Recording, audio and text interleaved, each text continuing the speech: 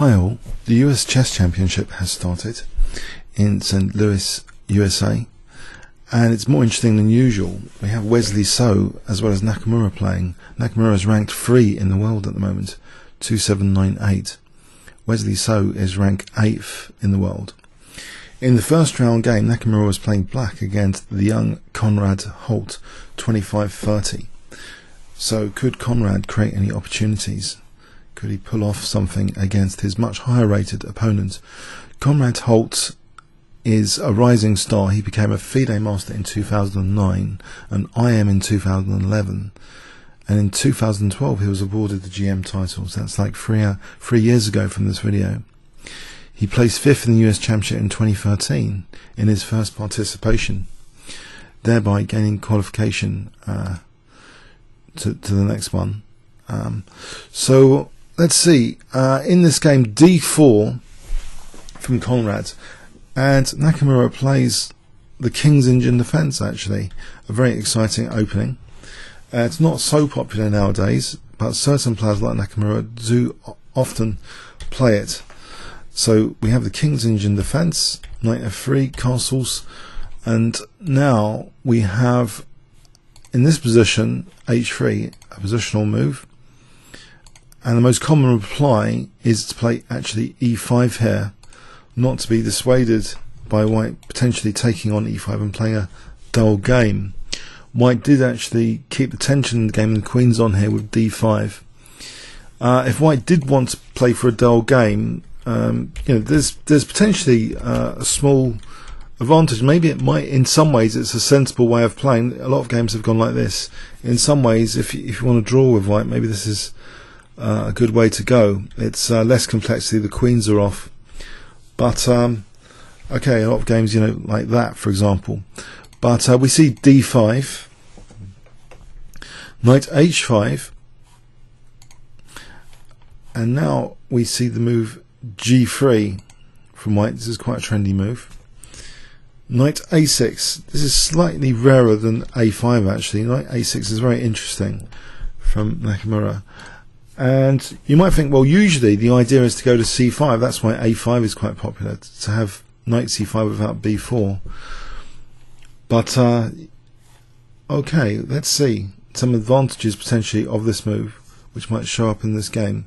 Knight d2 was played, and now queen e8. Of course, another thing about this, it's protecting c7, so knight b5 is not such a big deal. And black now with queen e8 is protecting indirectly the h5 knight, which means f5 is actually on the cards. If white did a routine move like bishop g2 here, then f5 is actually possible. But white played perhaps a more accurate move, bishop e2, so preventing f5. In effect, if f5 here, e takes is pretty nasty. If a piece takes, then we've got g4. If a pawn takes, we just take on h5.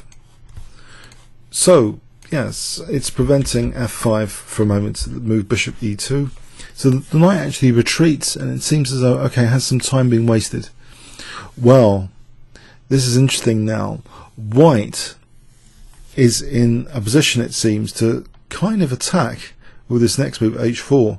One thing though, intuitively about this with h4, yes, it might rip open the h4, and that is pretty dangerous. Of course, the rooks though are not connected at the moment, so white isn't entirely coordinated. If he wants to play for this h5 plan, I think it needs very, very accurate play later potentially.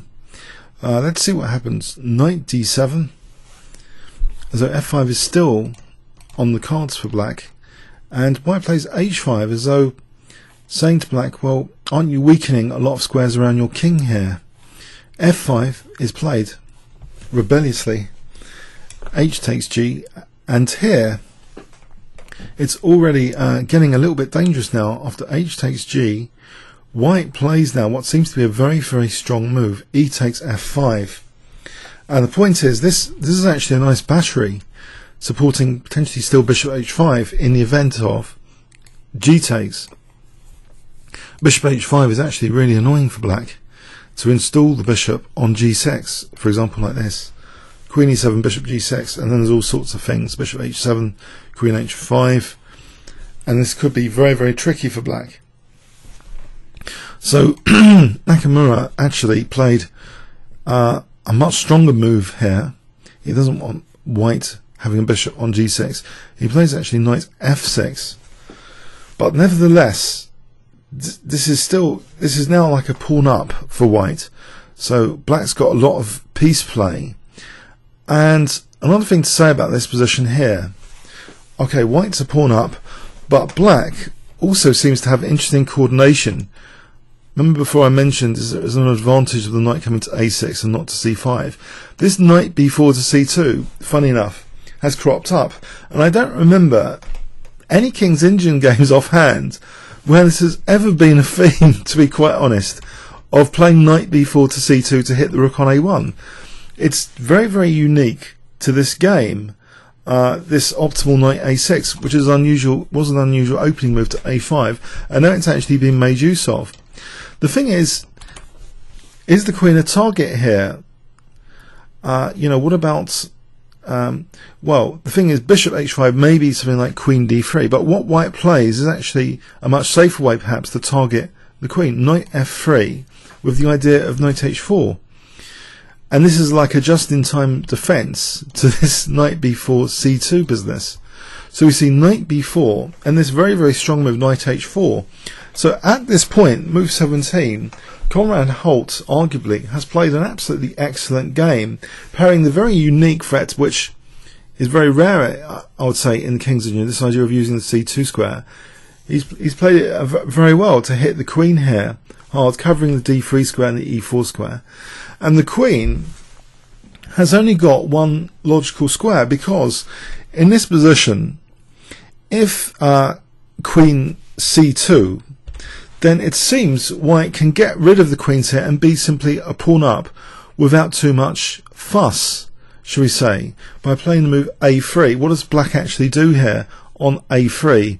If the queens come off like this, and now, let's imagine the knight retreats, then white's just better here after king c2. There's no real problem. White's going to be playing b4. He's a pawn up. He's better. The queen's off. Less chance of getting mated or something really, really horrible happening. And you might think there's no real alternative in this position. Knight g4. White could actually play rook f1 to avoid losing the rook outright and get two pieces here. If black wants to play knight takes, take that and take this knight. So this is all looking very favourable for white in the event of queen c2. So we see this queen h7. I thought this is a little bit odd to have the queen here and the knight threatening c2, as though like material is being emphasised here, the rook on a1. But it's not simply about winning the rook on a1. The knight can potentially come to d4 and look at some other key squares. So we see the move now king f1, and here in fact knight c2 is looking like a mistake anyway, because of bishop d3. So what black plays now is actually bishop f5. So really this is getting to be more on the cards now, this idea of using c2. There's also ideas of knight e4 as well, to use the f file. The king on the f file seems a bit vulnerable. It is actually staring at this rook, really, this extra attack on the rook underneath this. So if black gets these pieces out of the way, white's king safety, as well as this knight c2 idea, might be a bad combination of things happening. The king tries to get a safer square, king g1, and we see this forcing move bishop c2. So not going for any knight c2 now, because again I think there's always this mechanism of taking on f5 followed by bishop d3. So I'm not entirely sure this is working here. Knight takes f5, and then bishop d3 is always on the card. So this is pretty dangerous to play knight c2. So we see this bishop c2 instead. The use of this knight is now, it seems, to weaken white on the light squares. So where does white want to be where does black want to weaken white on the light squares? Well, if he can weaken control on this diagonal, then c4 is a bit looser, and after that d5.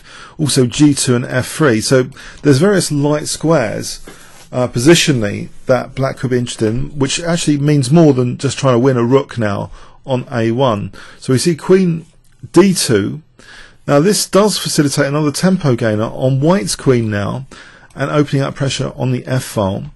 Knight takes e4, and here queen takes e4 is played. This is a very interesting position actually, tactically, to consider, because the knight is actually a loose piece here, and the bishop is almost like you know, a virtually trapped piece. And there's actually a very, very strong move which kind of exploits, you know, black in theory, although he's got the connected rooks, and it looks as though white's played like a discoordinated game.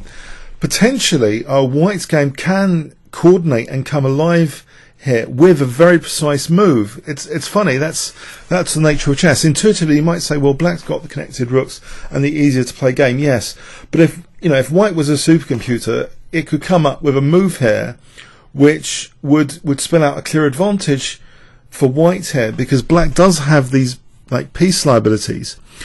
Unfortunately here, this is, I think, is a key first blunder. White played bishop f1 in this position, which doesn't really help the cause that much, and allows black to pressurize the light squares with bishop d3 next. But this was a moment here, if we just look at this position for a moment, where bishop h5, and there's potential skewer here, and there's also, if the knight moves, a potential kind of skewering possibilities along the fourth rank as well. So there's like skewers here and here for these pieces. It seems bishop h5 spells a lot of danger potentially for black here. Just to show this, queen takes c4, knight g6 hits the rook, and here we've got rook h4, and all of a sudden we're skewering black's pieces. They seem a bit loose. Bishop e4, queen c3 would force an exchange of queens, and then white would actually be significantly better, well, at least much better than the game. So like winning material, for example, here. So it seems this was a great opportunity for white if he could find this tactical shot. Bishop h5, and it's actually in the light of the disconnected rooks, it's actually, I would argue, this is a very important position to find very, very precise technical moves, because once black gets coordinated, this is going to be very, very dangerous for white. So this kind of move, it does seem to provide a lot of danger for black. If instead of queen takes c4, queen d4, say taking queens off, this is much safer for white than leaving the queens on. This is okay as well. And what else? You know, knight d3, we can take here, but that will lose to queen e1, and then rook f2 is winning for black. But knight d3, white can actually play knight f3 to defending f2, and again this kind of position where the rook's coming in shows that, you know, white's position is not without resources. Clearly after rook g4, in fact even this battery here is useful now for rook g7 and queen h6.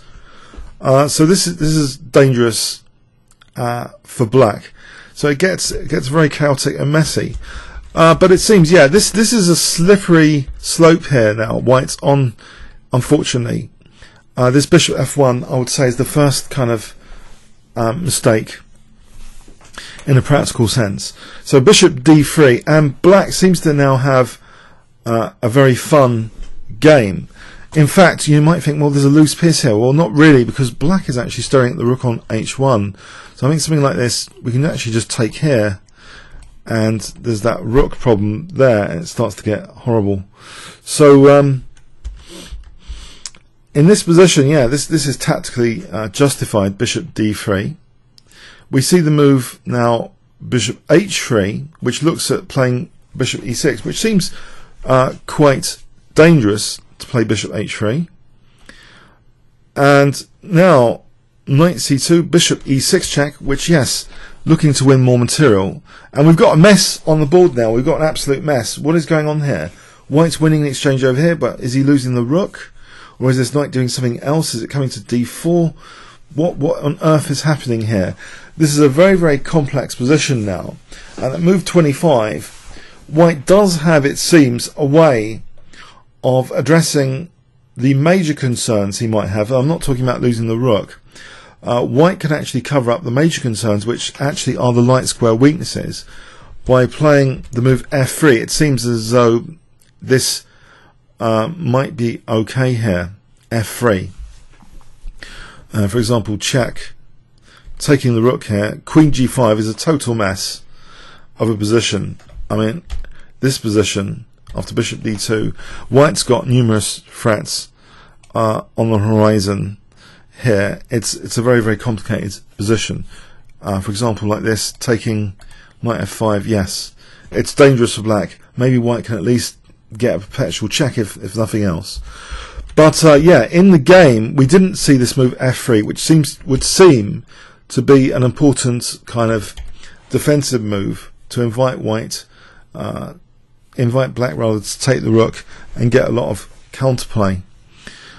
Okay, against the black king, but instead we see knight f5, and this is a disaster now, this move, although it does serve to protect the d4 square against knight d4.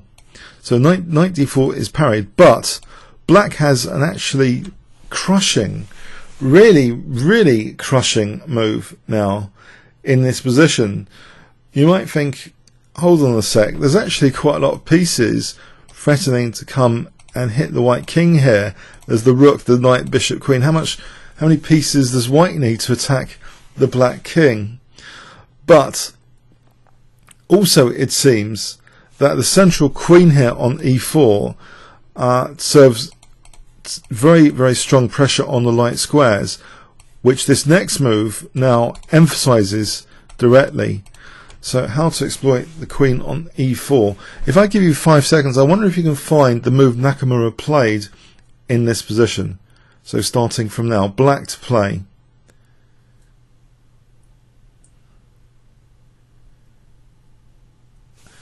Okay, knight e1, and unfortunately, yeah, black has very, very strong threats here. Knight e1 is really celebrating the disconnection of the rooks, by the way, aesthetically, which is amazing. The knight's kind of right in the centre of the rooks, and is actually threatening now queen g2 checkmate and knight f3 check to win the queen. So it might be a small consolation to win the exchange here, but it would still leave these two kind of killer threats if white did take on f7 in this position. Very complicated looking, but essentially white seems a bit helpless against these two basic threats. You know, if he took the rook or not.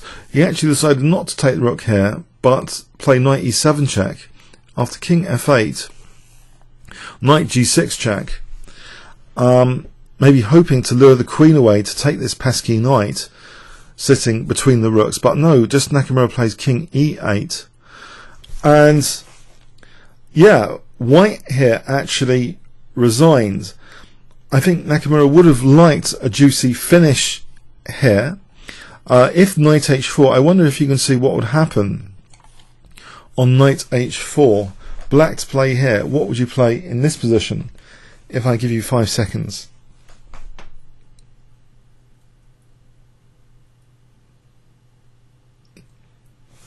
Okay, a juicy checkmate here. Queen g2 check. Knight takes g2. Knight f3. And the king is awkwardly checkmated. It's like a selfmate with this rook and knight, stopping the exits. So yeah, unfortunately, yeah, white didn't allow the pretty finish, the cute little finish there, checkmate. But here, yeah, white resigned instead. On bishop takes f7, then the idea is not to run away with the king. Black will get mated if he plays king d8. That wouldn't be too clever. This is not the idea. Something like check, and then it starts to get horrible. No, the idea was just to take here and just leave white faced with these two killer threats, knight f3 to win the queen, or queen g2. There's no way of handling both here. So the major checks have run out for white. And it's embarrassing because it looks as though White's kind of violated things like, you know, not connecting rooks, which was one of the goals of the opening. But it seems as though, you know, as I say, if White was a supercomputer earlier, there was a missed chance. You know, Bishop H5 for Bishop G6. There seems to be, you know, a great opportunity there in the game for White to prove the position was very dangerous. But as it turned out, yes, it looks like a slaughter in the end. I think time pressure, though, to be fair, when there's always time pressure, it's very, very difficult to play accurate chess. And this is, you know, this is always the case. You know, time pressure is going to result in less than accurate moves, and this kind of disaster is more likely to happen. Okay, comments or questions on YouTube? Thanks very much.